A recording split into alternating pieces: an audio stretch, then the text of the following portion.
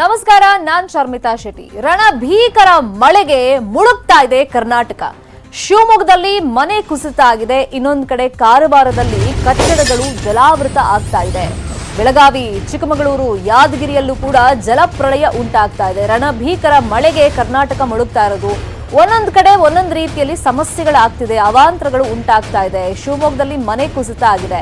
ಬೆಳಗಾವಿ, ಚಿಕ್ಕಮಗಳೂರು, ಯಾದಗಿರಿಯಲ್ಲೂ ಜಲಪ್ರಳಯ ಉಂಟಾಗ್ತಾ ಇದೆ. ಜನರಿಗೆ ಒಂಥರ ದಿಕ್ಕು ತೋಚದಂತ ಪರಿಸ್ಥಿತಿ ಈಗ ನಿರ್ಮಾಣ ಆಗಿದೆ.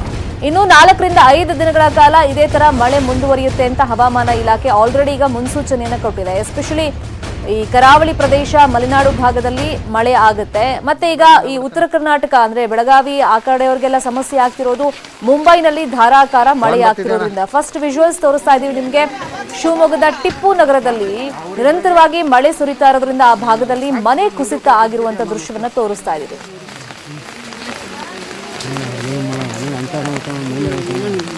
ಧಾರಾಕಾರ ಮಳೆಗೆ ಶಿವಮೊಗ್ಗದ 25ನೇ ವಾರ್ಡ್ನಲ್ಲಿರುವಂತ ಟಿಪ್ಪು ನಗರದಲ್ಲಿ ಮನೆ ಕುಸಿದು ಬಿದ್ದಿರುವಂತ ದೃಶ್ಯ ತೋರಿಸ್ತಾ ಇರೋದು. ಜೋಹರ್ ಉನೀಸ್ ಅನ್ನೋರ ಮನೆ ಕುಸಿತ ಆಗಿದೆ. ಅದೃಷ್ಟಕ್ಕೆ ಯಾರಿಗೂ ಏನೂ ಪೆಟ್ಟಾಗಿಲ್ಲ. ಅಲ್ಲಿ ಶಿವಮೊಗ್ಗ ಮಹಾನಗರ ಪಾಲಿಕೆ ಅಧಿಕಾರಿಗಳು ಸ್ಥಳಕ್ಕೆ ಭೇಟಿ ಕೊಟ್ಟು ಪರಿಶೀಲನೆ ಮಾಡಿದ್ದಾರೆ. ಜೊತೆಗೆ ಪರಿಹಾರದ ಒಂದು ಭರವಸೆಯನ್ನು ಕೂಡ ಕೊಟ್ಟಿದ್ದಾರೆ.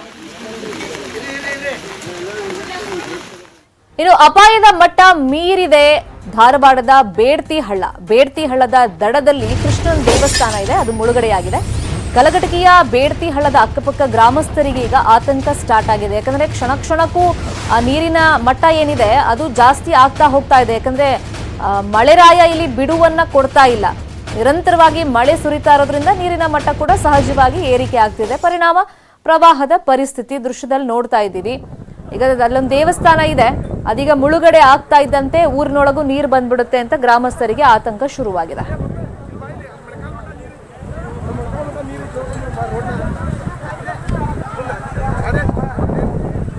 ವೈರ್ ಹತ್ತಾದ ನೀರು ಕಟ್ಟಿಗೆ ಸಿಕ್ಕೊಂಡೈತೆ ವೈರ್ಗೆ. ಬೆಲವಂತರ ದೊಡ್ಡಳ್ಳ. ಇನ್ನು ರಣಭೀಕರ ಮಳೆಗೆ ಕಾಲ್ ಸೇತುವೆ ಕೊಚ್ಕೊಂಡು ಹೋಗಿದೆ. ಚಿಕ್ಕಮಗಳೂರಿನ ಕೊಪ್ಪ ತಾಲೂಕಿನ ಸಿದ್ದರಮಠದಲ್ಲಿ ಈ ಘಟನೆ ನಡೆದಿದೆ. ಸಿದ್ದರಮಠ, ಸೇಡ್ಗಾರ್ ಗ್ರಾಮಗಳ ಸಂಪರ್ಕ ಇದೀಗ ಕಡಿತ ಆಗಿದೆ. ಕಾಲ್ ಸೇತುವೆ ಕೊಚ್ಕೊಂಡು ಹೋಗಿದೆ. ಚಿಕ್ಕಮಗಳೂರಿನ ಕೊಪ್ಪ ತಾಲೂಕಿನ ಸಿದ್ದರಮಠದಲ್ಲಿ ಆಗಿರುವಂತ ಒಂದು ಘಟನೆ ಇದು. ದೃಶ್ಯದಲ್ಲೂ ಗಮನಿಸ್ತಾ ಇದ್ದೀವಿ. ಈಗ ಸಂಪರ್ಕ ಅಫ್ಕೋರ್ಸ್ ಈ ಸೇತುವೆ ಕೊಚ್ಕೊಂಡು ಹೋಗಿರೋದ್ರಿಂದ ಅಲ್ಲಿ ಕಟ್ ಆಗ್ಬಿಟ್ಟಿದೆ.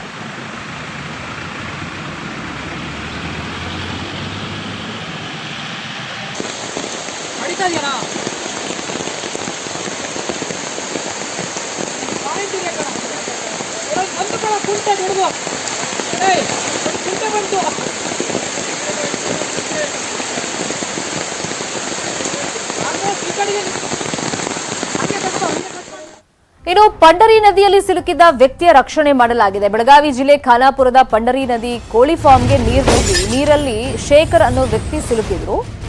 ಅವರನ್ನ ಈಗ ರಕ್ಷಣೆ ಮಾಡಲಾಗಿದೆ ಅನ್ನೋ ವಿಚಾರ ಗೊತ್ತಾಗ್ತಾ ಇದೆ.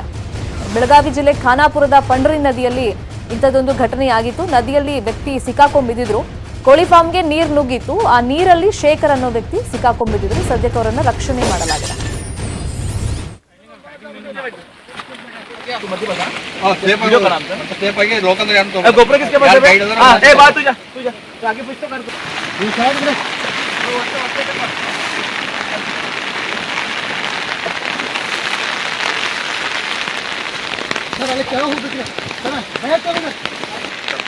ಕ್ಯಾಚ್ ಮಾಡಿದಾರ.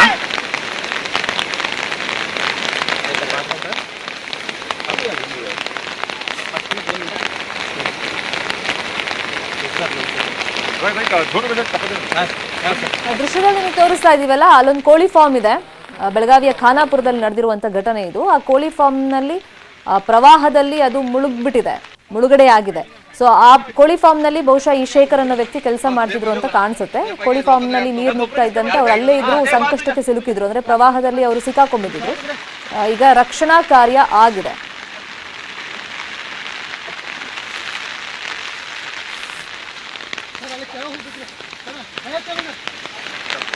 ಕ್ಯಾಚ್ ಮಾಡಿದಾರ.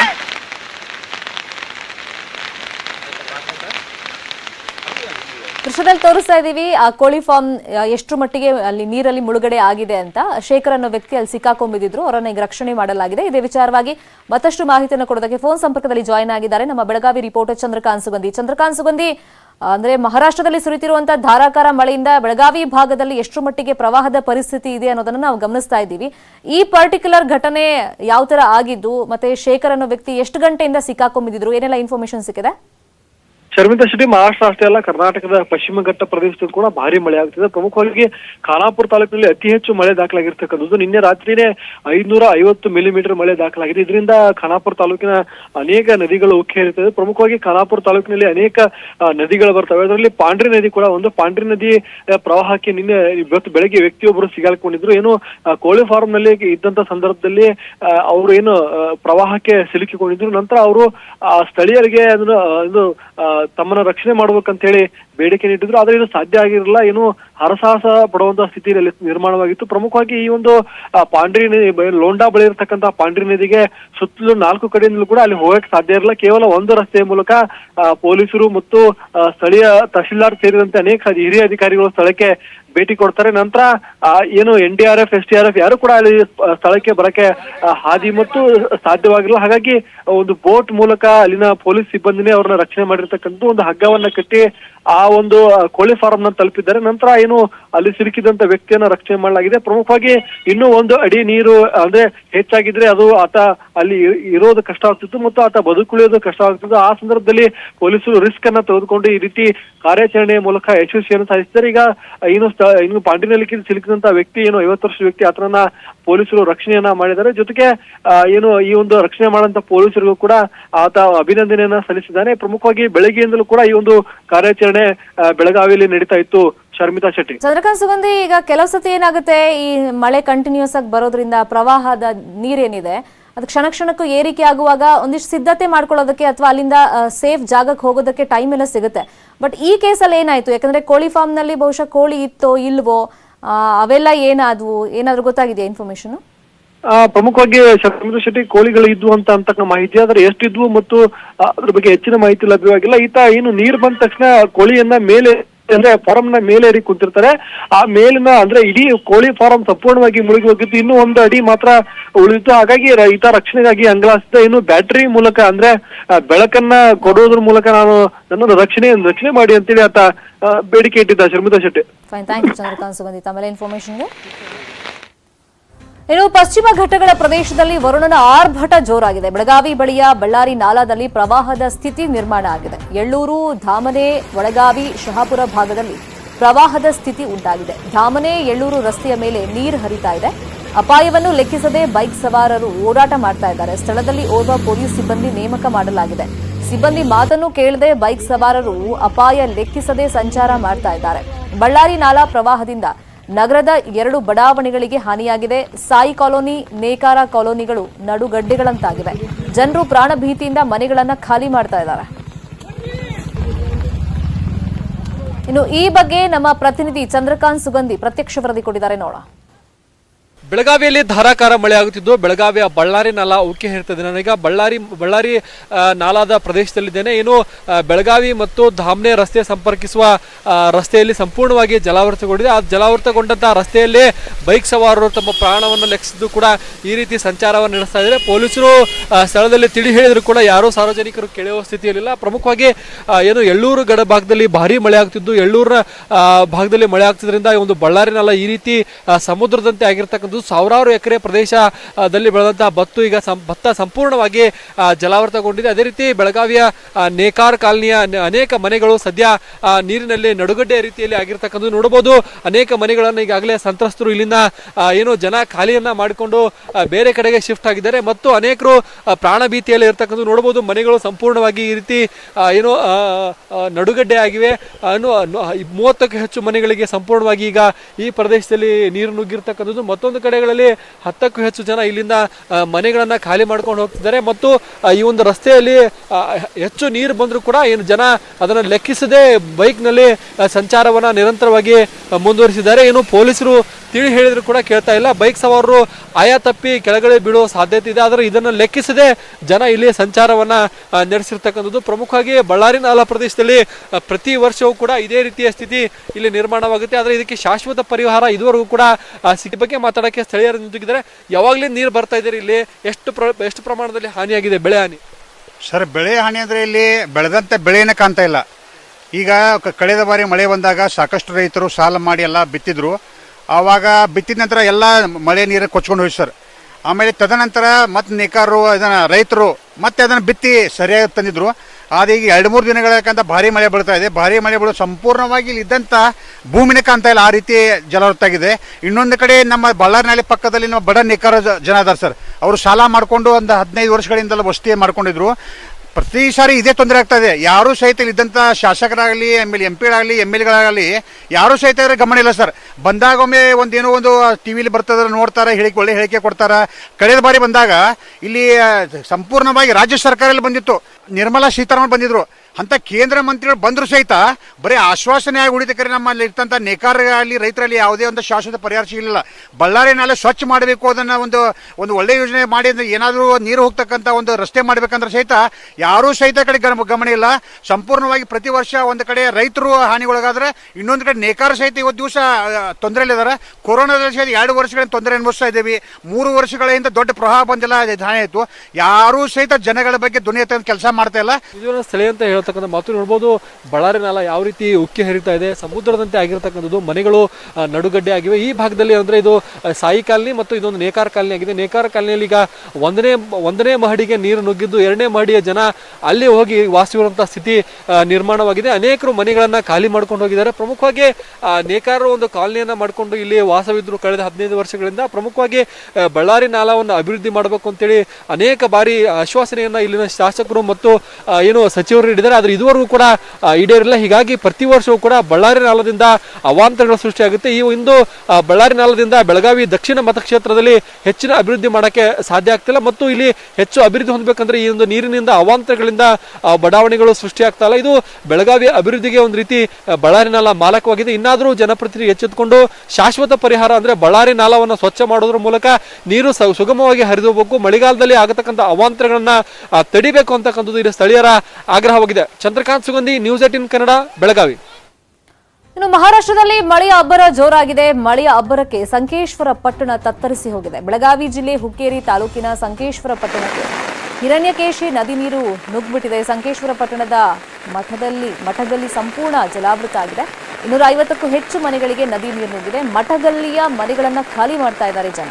ತಮ್ಮ ಜಾನುವಾರುಗಳ ಸಮೇತ ಸುರಕ್ಷಿತ ಸ್ಥಳಗಳಿಗೆ ಜನ ಹೋಗ್ತಾ ಇದ್ದಾರೆ. ಸಮಯ ಕಳೀತಾ ಇದ್ದಂತೆ ನೀರಿನ ಪ್ರಮಾಣ ಹೆಚ್ಚಳ ಆಗ್ತಲೇ ಇದೆ. 2019ರಲ್ಲಿ ಈ ರೀತಿಯ ಪರಿಸ್ಥಿತಿ ನಿರ್ಮಾಣ ಆಗಿತ್ತು. ಇದೀಗ ಅಂಥದ್ದೇ ಚಿತ್ರಣ ಕಾಣ್ತಾ ಇದೆ. ಜನ ಆತಂಕದಲ್ಲಿದ್ದಾರೆ. ಬೆಳಗಾವಿ ಜಿಲ್ಲೆಯಲ್ಲಿ ನದಿ ತೀರದ ಗ್ರಾಮಗಳಲ್ಲಿ ಹೈ ಅಲರ್ಟ್ ಘೋಷಣೆ ಮಾಡಲಾಗಿದೆ.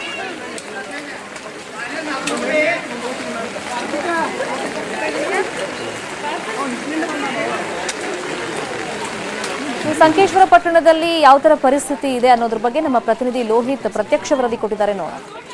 ಮಹಾಮಳೆಗೆ ಬೆಳಗಾವಿ ಜಿಲ್ಲೆಯ ಹುಕ್ಕೇರಿ ತಾಲೂಕಿನ ಸಂಕೇಶ್ವರ ಪಟ್ಟಣ ತತ್ತರಿಸಿ ಹೋಗಿದೆ ಅಂತಲೇ ಹೇಳ್ಬೋದು. ಏನಂತಂದರೆ ಕಳೆದ 3 ದಿನಗಳಿಂದ ಮಳೆ ಸುರಿತಾ ಇರುವಂಥ ಪರಿಣಾಮವಾಗಿ ಈಗ ಹಿರಣ್ಯಕೇಶಿ ನದಿ ಅಂತಂದರೆ ಅಪಾಯದ ಮಟ್ಟವನ್ನು ಮೀರಿ ಸಂಪೂರ್ಣವಾಗಿ ಈಗ ನಗರಕ್ಕೆ ನೀರು ನುಗ್ಗಿದೆ. ನಾವೀಗ ಇರುವಂಥದ್ದು ಸಂಕೇಶ್ವರ ಪಟ್ಟಣದ ಮಠಗಲ್ಲಿ ಅನ್ನುವಂಥ ಮಠಗಲ್ಲಿದಲ್ಲಿ ನಾವೀಗ ಇರುವಂಥದ್ದು. ಈ ಒಂದು ಹಿಂದ್ಗಡೆ ದೇವಸ್ಥಾನ ಬರುತ್ತೆ. ಆ ದೇವಸ್ಥಾನ ಹಿಂದ್ಗಡೆ ಏನಂತಂದರೆ ಹಿರಣ್ಯಕೇಶಿ ನದಿ ಬರುತ್ತೆ. ಆ ಸಾಕಷ್ಟು ಪ್ರಮಾಣದಲ್ಲಿ ಮಳೆ ಸುರಿತಾ ಇದೆ. ಪರಿಣಾಮವಾಗಿ ಈಗ ಏನಂತಂದರೆ ಆ ಇಡೀ ನದಿ ನೀರೀಗ ಇಡೀ ಒಂದು ಮಠಗಲ್ಲಿಗೆ ಆವರಿಸಿದೆ ಅಂತಲೇ ಹೇಳ್ಬೋದು. ನಿನ್ನೆಯಿಂದಲೂ ಕೂಡ ಸುಮಾರು 6 ಅಡಿಯಷ್ಟು ಈಗ ನೀರು ಒಂದೇ ರಾತ್ರಿಯಲ್ಲಿ ಹೆಚ್ಚಾಗಿರ್ತಕ್ಕಂಥ ಹಿನ್ನೆಲೆ ಈಗ ಏನಂತಂದರೆ ಈ ಒಂದು ಮಟ್ಟಗಲ್ಲಿಯಲ್ಲಿ ಸುಮಾರು 250ಕ್ಕೂ ಹೆಚ್ಚು ಮನೆಗಳಿಗೆ ಈಗಾಗಲೇ ಏನಂತಂದರೆ ಮನೆ ಒಳಗೆ ಒಳಗಡೆ ನೀರು ನುಗ್ಗಿರ್ತಕ್ಕಂಥ ಪರಿಣಾಮವಾಗಿ ನಿನ್ನೆ ರಾತ್ರಿಯಿಂದಲೂ ಕೂಡ ಏನಂತಂದ್ರೆ ಜನ ಮನೆಗಳನ್ನ ಖಾಲಿ ಮಾಡ್ತಾ ಇದ್ದಾರೆ. ಈಗಲೂ ಕೂಡ ಏನಂತಂದ್ರೆ ನಿರಂತರವಾಗಿ ಮಳೆ ಸುರಿತಾ ಇರುವಂಥ ಪರಿಣಾಮವಾಗಿ ಏನು ಕ್ರಮೇಣವಾಗಿ ನೀರು ಹೆಚ್ಚಾಗ್ತಾ ಇದೆ ಪರಿಣಾಮವಾಗಿ ಈಗಲೂ ಕೂಡ ನಾವು ದೃಶ್ಯಗಳಲ್ಲಿ ನೋಡ್ಬೋದು. ಏನಂತಂದ್ರೆ ಜನ ತಮ್ಮ ತಮ್ಮ ವಸ್ತುಗಳನ್ನ ಏನಂತಂದ್ರೆ ತಗೊಂಡು ಆ ಮನೆಯಿಂದ ಆಚೆ ಹೊರ ಹೋಗುವಂಥ ಕೆಲಸವನ್ನ ಇಲ್ಲಿ ಮಾಡ್ತಾ ಇದ್ದಾರೆ. ಸೊ ಇಲ್ಲಿ ಸ್ಥಳೀಯರನ್ನು ಕೂಡ ನಾವು ಮಾತಾಡ್ಸೋಣ ಏನು ಪರಿಸ್ಥಿತಿ ಆಗಿದೆ, ಎಲ್ಲಿವರೆಗೂ ನೀರು ಬಂದಿದೆ ಅಂತ ಹೇಳಿ. ಸರ್, ಈಗ ಎಷ್ಟಕ್ಕೆ ನೀರು ಬಂದಿದ್ರೆ ಏನೇನ್ರಿ? ಅಂದ್ರೆ ಮುಂಜಾನೆ ಅಲ್ಲಿ ತಾಗಿತ್ರಿ, ಅಲ್ಲಿಂದ ಮತ್ತೆ ಇಲ್ಲಿ ತಾಗ ಬತ್ರಿ, ಇಲ್ಲಿಂದ ಮತ್ತೆ ಈಗ ಬತ್ರಿ. ಫುಲ್ ಸ್ಪೀಡಾಗಿ ಏರಾಯ್ತು, ಸ್ಪೀಡ್ ಎಕ್ದಮ್ ಸ್ಪೀಡ್ ಐತ್ರಿ. ಅಂದ್ರೆ ಒಂದೊಂದು ಫೂಟ್ ಹೆಚ್ಚಾಗತೈತ್ರಿ, ಇಲ್ಲ ಅರ್ಧ ತಾಸಿಗೆ ಹೆಚ್ಚಾಗತೈತ್ರಿ. ಆ ಕಡೆ ನೀರು ಮಳೆ ಭಾಳ ಐತ್ರಿ ಸರ್. ಈಗ 2019 ಹಿಂಗಿದ್ರೆ ಇಲ್ತಾಗ ಇನ್ನ ಬರಕಿಲ್ರಿ, ಈಗ ಹೆಚ್ಚಾತ್ರಿ. ಇನ್ನು ಬೆಳ್ತಾಗ ಮಳೆ ಬತ್ತಂದ್ರೆ ಮತ್ತೆ ಅಲ್ತಾಗ ಮುಂದೆ ಹೋಗ್ಬೋದ್ರಿ ಸರ್. ಈಗ ಇಲ್ಲಿ ಎಷ್ಟು ಮನೆಗಳು ಮುಗಿದವ್ರಿಗೆ? ಇಲ್ಲಿ ಎಲ್ಲ ಕಂಪ್ಲೀಟ್ ಒಂದು ಎರಡೂವರೆ ನೂರು ರೂಪಾಯಿ ಇದು ಎಲ್ಲ ಮುನಿಗಿದವ್ರಿ. ಆಚೆ ಕಡೆ ಒಂದು ಮುನಿಗಿದವ್ರು, ಈಚೆ ಕಡೆ ಮುನಿಗಿದವ್ರು, ಆಚೆ ಕಡೆ ಎಲ್ಲ ಮುನಿಗಿದವ್ರು. ಇದು ಸ್ಥಳೀಯರು ಹೇಳುವಂಥದ್ದು. ಏನಂತಂದ್ರೆ 2019ರಲ್ಲೂ ಕೂಡ ಇದೇ ಪರಿಸ್ಥಿತಿ ಆಗಿತ್ತು. ಏನೊಂದು ತಾಲೂಕು ಆಡಳಿತ ಏನೊಂದು ಆ ಜನರಿಗೆ ಇರ್ಕೊಳ್ಳೋಕೆ ಏನೊಂದು ಆ ಕಲ್ಯಾಣ ಮಂಟಪಗಳನ್ನ ಹಿಡ್ಕೊಂಡು ಆ ಒಂದು ಅಂತ ಒಂದು ಅಲ್ಲಿ ಜಾಗದಲ್ಲಿ ಅವರಿಗೆ ಇರೋದಕ್ಕೆ ವ್ಯವಸ್ಥೆನ ಕೂಡ ಇಲ್ಲಿ ತಾಲೂಕು ಆಡಳಿತ ಮಾಡಿದೆ. ಆ ಒಂದು ಜಾಗಕ್ಕೆ ಈಗ ಜನ ಎಲ್ಲ ಹೋಗ್ತಾ ಇದ್ದಾರೆ. ಸೊ 2019ರ ಕಹಿ ನೆನಪು ಮಾಸೋ ಮುನ್ನವೇ ಈಗ ಮತ್ತೆ ಏನಂತಂದ್ರೆ ಈ ಜನರಿಗೆ ಪ್ರವಾಹ ಇಲ್ಲಿ ಕಾಡ್ತಾ ಇದೆ. ಇನ್ನೂ ಏನಂತಂದ್ರೆ 2019ರಲ್ಲಿ ಏನು ತಮ್ಮ ಮನೆಗಳನ್ನ ಕಳ್ಕೊಂಡಿದ್ರು, ಸಾಕಷ್ಟು ಏನಂತಂದ್ರೆ ಹಾನಿಯಾಗಿತ್ತು, ಮನೆಯಲ್ಲಿರ್ತಕ್ಕಂಥ ವಸ್ತುಗಳು ಕೂಡ ತಗೊಳ್ಳೋಂಥ ಪರಿಸ್ಥಿತಿ ಅವ್ರಿಗೆ ಟೈಮ್ ಸಿಕ್ಕಿರಲಿಲ್ಲ. ಅಂಥ ಪರಿಸ್ಥಿತಿ ಈಗ ಇಲ್ಲಿ ಮತ್ತೆ ನಾವು ನೋಡೋಕ್ಕೆ ಸಿಗ್ತಾ ಇದೆ ಅಂತ ಹೇಳ್ಬೋದು. ಲೋಹಿತ್, ನ್ಯೂಸ್ 18 ಕನ್ನಡ, ಚಿಕ್ಕೋಡಿ. ಮತ್ತಷ್ಟು ಸುದ್ದಿ ನೋಡೋಣ ಬ್ರೇಕ್ ಆದ್ಮೇಲೆ.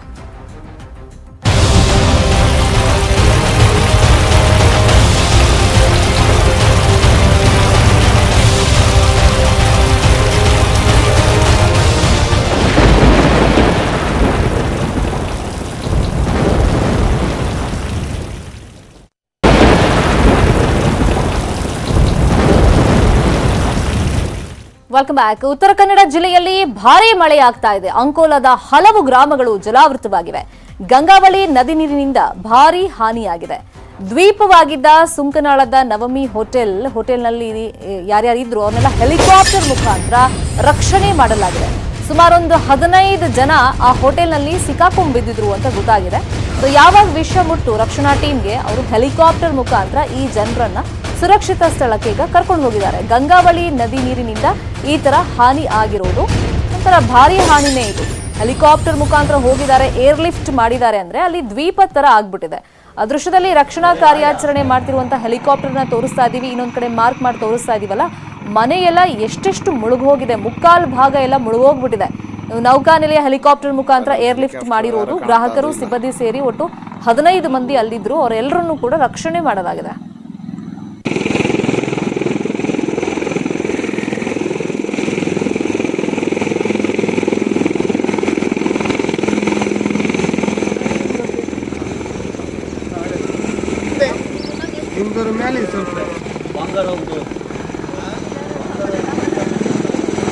ಸರ್, ನಾನು ಮುಳುಗೋದೆ, ಹೇಳ್ತಾ ಇದೆ ಕೆಳಗಡೆ. ಇನ್ನು ಉತ್ತರ ಕನ್ನಡ ಜಿಲ್ಲೆಯ ಅಂಕೋಲಾ ತಾಲೂಕಿನ ಹಿಚ್ಕಡ ಗ್ರಾಮ ಕೂಡ ದ್ವೀಪದಂತಾಗ್ಬಿಟ್ಟಿದೆ. ಬಹುತೇಕ ಮನೆಗಳು ಕುಸಿತಾ ಇವೆ. ನೋಡ್ತಾ ಇದ್ದಂತೆ ಮನೆಗಳು ಕುಸಿದು ಬೀಳ್ತಾ ಇವೆ. ಮನೆಗಳಿಗೆ ನೀರು ನುಗ್ಗಿದ್ದು ಜನ ಪರದಾಡುವಂತ ಪರಿಸ್ಥಿತಿ ಇದೆ. ಇನ್ನು ಮನೆಯಲ್ಲಿದ್ದಂತ ಪೀಠೋಪಕರಣ ಹಾಳಾಗಿದೆ, ದವಸ ಧಾನ್ಯ ಹಾನಿಯಾಗಿದೆ. ನಿರಾಶ್ರಿತರ ಕೇಂದ್ರಗಳಿಗೂ ತೆರಳೋದಕ್ಕೆ ಆಗದಂತ ಪರಿಸ್ಥಿತಿ ಇದೆ. ಒಂದ್ ಕಡೆ ದ್ವೀಪದಂತ ಆಗ್ಬಿಟ್ಟಿದೆ, ಮನೆಯಿಂದ ಹೊರಗಡೆ ಬರೋಕ್ ಆಗ್ತಾ ಇಲ್ಲ. ಮನೇಲೆ ಅಟ್ಲೀಸ್ಟ್ ಇರೋಣ ಅಂತಂದ್ರೆ ಗ್ಯಾರಂಟಿ ಇಲ್ಲ, ಯಾವಾಗ ಯಾವ ಮನೆ ಕುಸಿದು ಬೀಳುತ್ತೆ ಅಂತ ಹೇಳಕ್ ಆಗ್ತಾ ಇಲ್ಲ. ಇನ್ನು ಹಿಚ್ಕಡ ಗ್ರಾಮದಿಂದ ನಮ್ಮ ಪ್ರತಿನಿಧಿ ದರ್ಶನ್ ನಾಯಕ್ ಗ್ರೌಂಡ್ ರಿಪೋರ್ಟ್ ಕೊಟ್ಟಿದ್ದಾರೆ, ನೋಡೋಣ. ಗಂಗಾವಳಿ ನದಿ ಪ್ರವಾಹದಿಂದ ಉತ್ತರ ಕನ್ನಡ ಜಿಲ್ಲೆಯ ಅಂಕೋಲಾ ತಾಲೂಕಿನ ಗ್ರಾಮೀಣದ ಭಾಗದ ಜನರು ಸಾಕಷ್ಟು ಸಮಸ್ಯೆಯನ್ನ ಎದುರಿಸ್ತಾ ಇದ್ದಾರೆ. ನಾವೀಗ ಉತ್ತರ ಕನ್ನಡ ಜಿಲ್ಲೆಯ ಅಂಕೋಲಾ ತಾಲೂಕಿನ ಹಿಚ್ಗಡ ಎನ್ನುವಂತ ಒಂದು ಗ್ರಾಮದಲ್ಲಿದ್ದೇವೆ. ಈ ಗ್ರಾಮದ ಅಕ್ಕಪಕ್ಕದಿಂದಲೇ ಗಂಗಾವಳಿ ನದಿ ಹರಿಯುತ್ತದೆ. ಗಂಗಾವಳಿ ನದಿಯ ಪ್ರವಾಹದಿಂದ ಇವತ್ತು ಇಲ್ಲಿರುವಂತಹ ಎಲ್ಲಾ ಮನೆಗಳು ಜಲಾವೃತವಾಗಿರುವಂತಹ ಒಂದು ದೃಶ್ಯಾವಳಿಯನ್ನು ನಾವು ನಿಮಗೆ ತೋರಿಸ್ತಾ ಇದ್ದೀವಿ. ಮನೆಯ ಆಳೆತ್ತರಕ್ಕೆ ನೀರು ನುಗ್ಗಿ ಮನೆಯ ಜನರು ಹೊರಗಡೆ ಆರೈಕೆ ಕೇಂದ್ರದಲ್ಲಿ ಇರುವಂತಹ ಒಂದು ಪರಿಸ್ಥಿತಿ ಇಲ್ಲಿ ಎದುರಾಗಿರತಕ್ಕಂಥದ್ದು. ಈ ಮನೆಯ ದೃಶ್ಯಾವಳಿಯನ್ನು ನಾವು ನಿಮಗೆ ತೋರಿಸ್ತಾ ಇದ್ದೀವಿ. ಏನು ಹಂಚಿನ ಎತ್ತರಕ್ಕೆ, ಚಾವಣಿಯ ಎತ್ತರಕ್ಕೆ ಮನೆಗೆ ನೀರು ನುಗ್ಗಿರುವಂಥ ಒಂದು ದೃಶ್ಯ. ಮನೆಗೆ ಬೀಗ ಹಾಕಿ ಮನೆಯ ಜನರು ಹೊರಗಡೆ ಇರುವಂಥದ್ದು. ಜೊತೆಗೆ ಈ ಕಡೆ ನಿಮಗೆ ತೋರಿಸ್ತಾ ಇದ್ದೀವಿ, ಇಲ್ಲಿ ಮನೆಗೆ ಯಾವ ರೀತಿ ನೀರು ನುಗ್ಗಿದೆ ಎನ್ನುವಂಥ ಬಗ್ಗೆ ನಾವು ನಿಮಗೆ ಒಳಗೆ ಹೋಗಿ ಇಲ್ಲಿನ ರಿಯಾಲಿಟಿ ಚೆಕ್ ಮಾಡ್ತಾ ಇದ್ದೀವಿ. ಯಾಕಂದರೆ ಇಂಥ ಒಂದು ಪರಿಸ್ಥಿತಿ ಈ ಹಿಂದೆ ಯಾವತ್ತೂ ಬರಲಿಲ್ಲ ಎನ್ನುವಂಥ ಮಾತು ಇಲ್ಲಿನ ಜನರದ್ದು. 2019ರಲ್ಲಿ ಪ್ರವಾಹ ಉಂಟಾಗಿತ್ತು, ಆದರೆ ಇಂಥ ಒಂದು ದೊಡ್ಡ ಮಟ್ಟದಲ್ಲಿ ಪ್ರವಾಹ ಉಂಟಾಗಿರಲಿಲ್ಲ. ಆದರೆ ಇವತ್ತು ಗಂಗಾವಳಿ ನದಿ ಪ್ರವಾಹದಿಂದ ಸಾಕಷ್ಟು ಜನರು ಇಲ್ಲಿ ಸಮಸ್ಯೆಯನ್ನು ಎದುರಿಸ್ತಾ ಇರುವಂಥದ್ದು. ಈ ಮನೆ ಹೇಳೋದು ಇದು ಸ್ವಿಮ್ಮಿಂಗ್ ಪೂಲ್ ಆದಂತಾಗಿದೆ.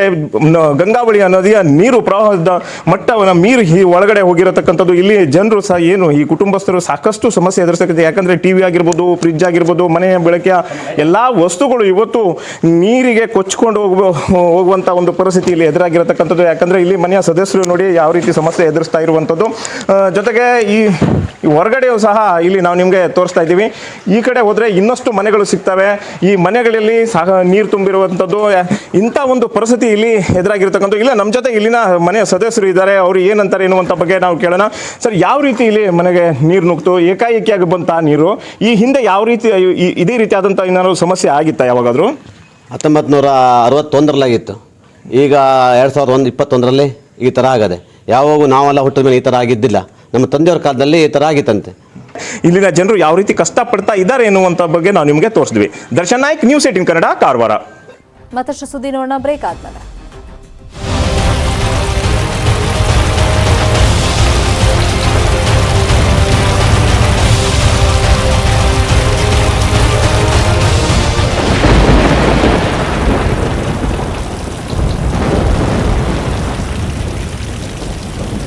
ರೌಡಿಗಳ ಅಟ್ಟಹಾಸ. ರೌಡಿ ಶೀಟರ್ಗಳ ಹತ್ಯೆಯಿಂದ ಪೊಲೀಸರಿಗೆ ಟೆನ್ಷನ್ ಶುರುವಾಗಿದೆ. ರೌಡಿಗಳ ಮೇಲೆ ನಿಗಾ ವಹಿಸುವಂತೆ ಕಮಿಷನರ್ ಸೂಚನೆಯನ್ನ ಕೊಟ್ಟಿದ್ದಾರೆ. ಕಮಲ್ ಪಂತ್ ಸೂಚನೆ ಬೆನ್ನಲ್ಲೇ ಪೊಲೀಸರು ಕೂಡ ಈಗ ಚುರುಕುಗೊಂಡಿದ್ದಾರೆ. ರೌಡಿ ಶೀಟರ್ಗಳ ಹತ್ಯೆಯಿಂದ ಪೊಲೀಸರಿಗೆ ಟೆನ್ಷನ್ ಆಗ್ತಾ ಇದ್ದಂತೆ ಕಮಿಷನರ್ಗೆ ಇದರಿಂದ ಸ್ವಲ್ಪ ಟೆನ್ಷನ್ ಜಾಸ್ತಿ ಆಗಿತ್ತು. ಹಾಗಾಗಿ ರೌಡಿಗಳ ಮೇಲೆ ನಿಗಾ ಇಡಬೇಕು ಅಂತ ಕಮಿಷನರ್ ತಮ್ಮ ಡಿಪಾರ್ಟ್ಮೆಂಟ್ನಲ್ಲಿ ಇರುವಂತವ್ರಿಗೆ ಇನ್ಸ್ಟ್ರಕ್ಷನ್ಸ್ ಕೊಟ್ಟಿದ್ರು. ಕಮಲ್ ಪಂತ್ ಸೂಚನೆ ಬೆನ್ನಲ್ಲೇ ಪೊಲೀಸರು ಚುರುಕುಗೊಂಡಿದ್ದಾರೆ. ರೌಡಿ ಶೀಟರ್ಸ್ ಮೇಲೆ ನಿಗಾ ವಹಿಸೋದಕ್ಕೆ ಅಂತಾನೆ ಪ್ರತ್ಯೇಕ ತಂಡ ಕೂಡ ರಚನೆಯಾಗಿದೆ. ಸಬ್ ಇನ್ಸ್ಪೆಕ್ಟರ್ ನೇತೃತ್ವದಲ್ಲಿ 2 ಪ್ರತ್ಯೇಕ ಟೀಮ್ ರಚನೆ ಮಾಡಲಾಗಿದೆ. ಸೊ ಇಲ್ಲಿ ತನಕ 5300 ರೌಡಿಗಳ ಮಾಹಿತಿಯನ್ನ ಪೊಲೀಸರು ಕಲೆ ಹಾಕಿದ್ದಾರೆ. ರೌಡಿಗಳ ಜೊತೆ ವಿರೋಧಿ ಬಣದ ಕುರಿತಂತೆನೂ ಮಾಹಿತಿ ಸಂಗ್ರಹ ಆಗ್ತಾ ಇದೆ. ಯಾಕಂದ್ರೆ ಕೆಲವೊಂದು ಮರ್ಡರ್ಗಳೆಲ್ಲ ರಿವೆಂಜಿಗೋಸ್ಕರನೇ ಆಗ್ತಿರೋದ್ರಿಂದ ಅದ್ರ ಬಗ್ಗೆ ಕೂಡ ಮಾಹಿತಿ ಕಲೆ ಹಾಕಿದ್ದಾರೆ. ಜೈಲಲ್ಲಿ ಇರುವಂತಹ ರೌಡಿಗಳ ಮೇಲೂ ಕೂಡ ನಿಗಾ ಇಡಲಾಗಿದೆ. ಇನ್ನು ಜೈಲಲ್ಲಿ ಇರುವಂತಹ 1500ಕ್ಕೂ ಹೆಚ್ಚು ರೌಡಿ ಶೀಟರ್ಗಳ ಮಾಹಿತಿ ಸಂಗ್ರಹ ಆಗಿದೆ. ರೌಡಿಗಳ ಚಟುವಟಿಕೆ ಕಡಿಮೆ ಮಾಡೋದಕ್ಕೆ ಪೊಲೀಸರು ಈಗ ತೀರ್ಮಾನವನ್ನ ಮಾಡಿದ್ದಾರೆ. ಒಂದ್ ವೇಳೆ ರೌಡಿ ಶೀಟರ್ ಹತ್ಯೆಯಾದ್ರೆ ಆ ವ್ಯಾಪ್ತಿಯ ಇನ್ಸ್ಪೆಕ್ಟರ್ ವಿರುದ್ಧ ಕ್ರಮ ಆಗುತ್ತಂತೆ.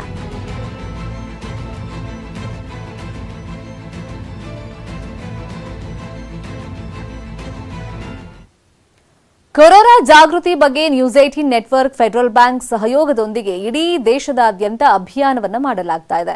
ಇದರ ಮುಂದುವರೆದ ಭಾಗವಾಗಿ ವಾಟ್ಸ್ಆಪ್ ಮೂಲಕ ಕೂಡ ನೀವು ಪರಿಹಾರವನ್ನ ಕಂಡುಕೊಳ್ಳಬಹುದು. ಕೊರೋನಾ ಗೊಂದಲದ ನಿಮ್ಮ ಪ್ರಶ್ನೆಗಳಿಗೆ ಇಲ್ಲಿದೆ ಉತ್ತರ. ಸ್ಯಾನಿಟೈಸರ್ ಬಳಸೋದು ಅಪಾಯಕಾರಿಯೇ? ಲಸಿಕೆಯನ್ನು ಹಾಕಿಸ್ಕೊಂಡ್ರೆ ಡಿಎನ್ಎ ಬದಲಾಗುತ್ತಾ? ಇಂಥ ಹಲವಾರು ಪ್ರಶ್ನೆಗಳಿಗೆ ವಾಟ್ಸ್ಆಪ್ ಮೂಲಕವೇ ಉತ್ತರವನ್ನ ನೀವು ಪಡ್ಕೋಬಹುದು. ಅದಕ್ಕೆ ನೀವೇನ್ ಮಾಡಬೇಕು?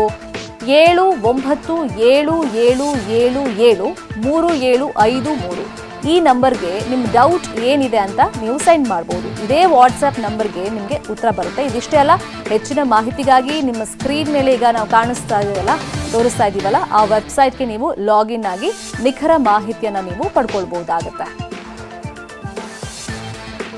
ಇನ್ನು ನೆಟ್ವರ್ಕ್ 18 ಫೆಡರಲ್ ಬ್ಯಾಂಕ್ ಸಹಯೋಗದಲ್ಲಿ ಸಂಜೀವಿನಿ ಗಾಡಿ ಪೂರ್ತಿ ಭಾರತದ ಕೊರೋನಾ ಬಾಧಿತ ಜಿಲ್ಲೆಗಳಲ್ಲಿ ರೌಂಡ್ಸ್ ಹಾಕ್ತಾ ಇದೆ. ಕೋವಿಡ್ ಲಸಿಕೆ ಬಗ್ಗೆ ಜನರಲ್ಲಿ ಜಾಗೃತಿಯನ್ನ ಮೂಡಿಸ್ತಾ ಇದೆ. ಹಾಗಾದ್ರೆ ಇವತ್ತು ನಮ್ಮ ಸಂಜೀವಿನಿ ಗಾಡಿ ಎಲ್ಲೆಲ್ಲಿ ಸಂಚಾರ ಮಾಡಿದೆ, ಎಷ್ಟು ಜನರನ್ನ ರೀಚ್ ಆಗಿದೆ ಅನ್ನೋದ್ರ ಬಗ್ಗೆ ನಿಮಗೆ ಮಾಹಿತಿಯನ್ನ ಕೊಡೋದಾದ್ರೆ, ನಾಸಿಕ್ ಹಾಗೇನೆ ಗುಂಟೂರ್ನ ಸಾಕಷ್ಟು ಹಳ್ಳಿಗಳಲ್ಲಿ ನಮ್ಮ ಸಂಜೀವಿನಿ ಗಾಡಿ ಸಂಚಾರವನ್ನ ಮಾಡಿ ಜನರಲ್ಲಿ ಲಸಿಕೆ ಬಗ್ಗೆ ಅರಿವನ್ನ ಮೂಡಿಸ್ತಾ ಇದೆ. ಇನ್ನು ನಮ್ಮ ಈ ಸಂಜೀವಿನಿ ಗಾಡಿ ಇಲ್ಲಿ ತನಕ ಸಾಕಷ್ಟು ಹಳ್ಳಿಗಳಲ್ಲಿ ಅಂದ್ರೆ ಈ ದಿನದ ತನಕ 446 ಹಳ್ಳಿಗಳಲ್ಲಿ ಸಂಚಾರ ಮಾಡಿ 2,24,750 ಜನರಲ್ಲಿ ಲಸಿಕೆ ಬಗ್ಗೆ ಜಾಗೃತಿಯನ್ನ ಮೂಡಿಸಿದೆ. ಇದು ಸದ್ಯದ ನ್ಯೂಸ್ ಅಪ್ಡೇಟ್ಸ್. ನೋಡ್ತಾರೆ ನ್ಯೂಸ್ 18 ಕನ್ನಡ. ಜಾಲ ನಮ್ಮದು, ಬಲ ನಿಮ್ಮದು.